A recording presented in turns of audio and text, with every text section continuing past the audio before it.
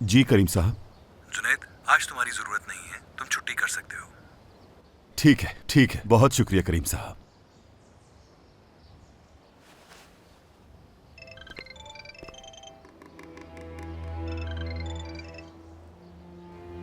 अम्मी, बेटा, उसने फिर एक आदमी भेजा था, कह रहा था 2 घंटे में पैसे लेकर आ जाओ। ठीक है अम्मी, आप फिक्र ना करें, मैं करता हूं कुछ।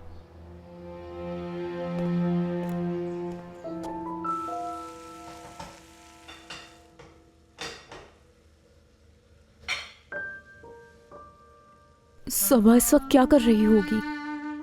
वो बेचारी अपने ही घर से निकाल दी गई। हाँ बोलो तुबा।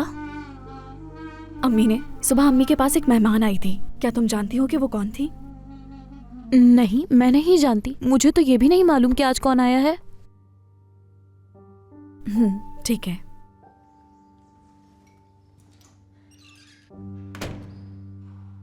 आखिर अम्मी ने ये सब हमसे क्यों छुपाया?